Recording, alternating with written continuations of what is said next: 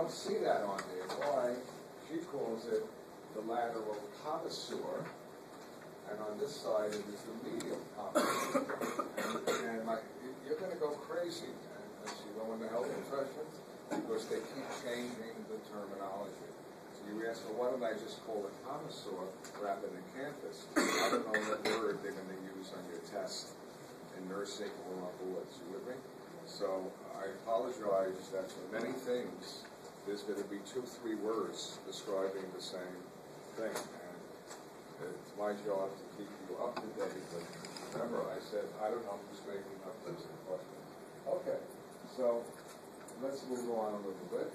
In the medial campus, there's a little elevation called a caruncle. C-A-R-U-N-C-L-E. It has nothing to do with the number. It's a little elevation right here. You can now go home today and look in the mirror, keep your eye open, and see it.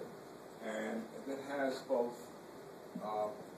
sudiferous glands that make like sweat and oil glands, okay, on the corner of your eye.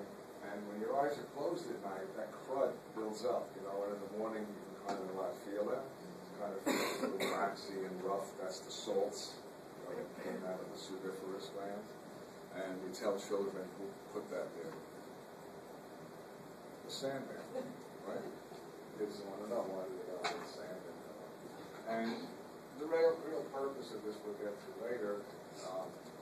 There's a drainage canal that drains your tears. We'll do that a little bit later. Let's go to the eyelid structure. The eyelid structure itself is pretty loose, but there is a plate of dense connective tissue in the middle of each one called a tarsal plate, T-A-R-S-A-L.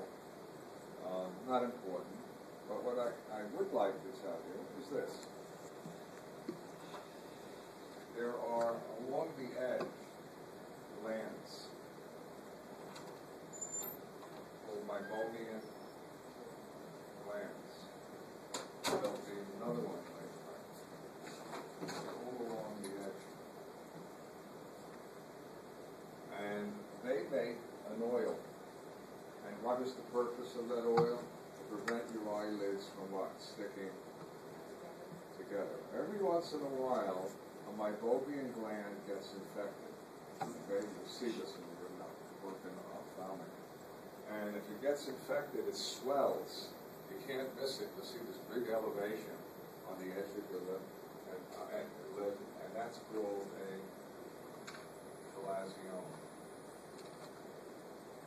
So you go to the ophthalmologist, and he will charge you a lot of money because in order to get rid of it, what they do is they make a big deal. They leave you back in a chair and they break you because of the system.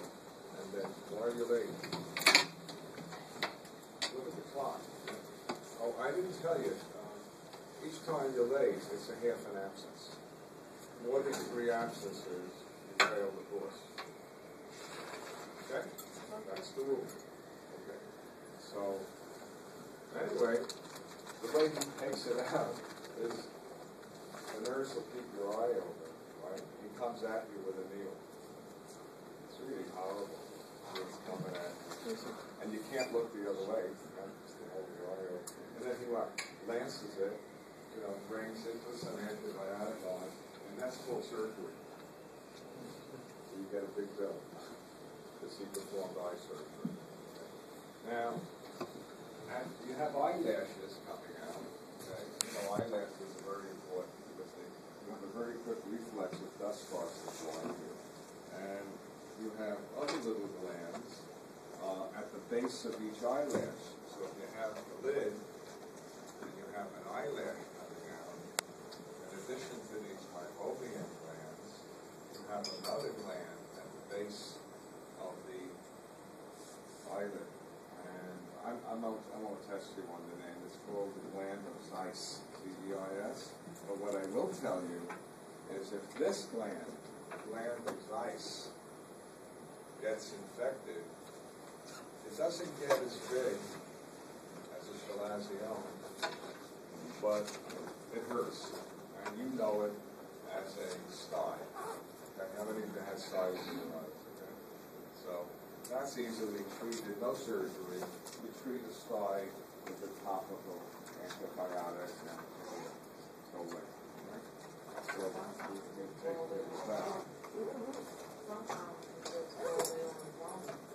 Sometimes it would go away on its own, but I had a sty and it hurts, so I know what the problem is. There's a slight infection, and I know when I get.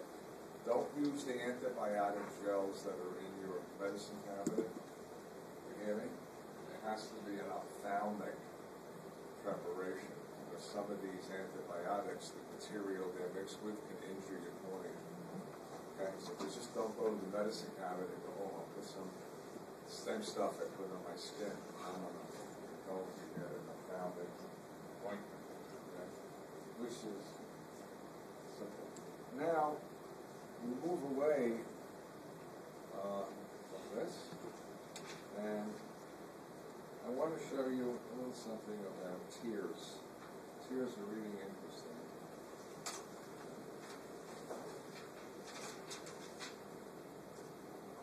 Where do you make tears? Well, last term, if you looked at the skull, which I hope you did, you noticed that in the skull there was this margin over the eye socket, called supraorbital margin.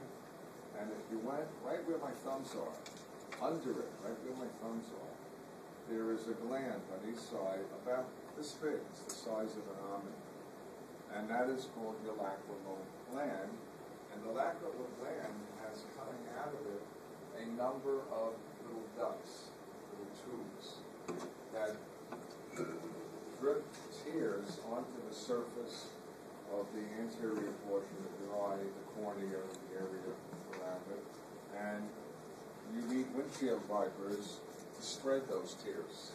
And those windshield wipers will wipe your upper lids. And that's why you blink about every 12 seconds to spread the tears. We usually get not aware of it, but you do blink about every 12 seconds. If you don't make tears, which a number of people do not, you have a condition called dry eye. How many have heard of dry eye?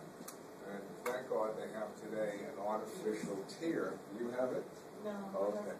Your husband, so he puts the drops in 2-3 times a day. I think there's a 12-hour. Yeah. The one thing you have to do if you have dry eye, or educating a patient, is to stay away from air conditioning that's blowing directly, because it will dry out the air from the eye.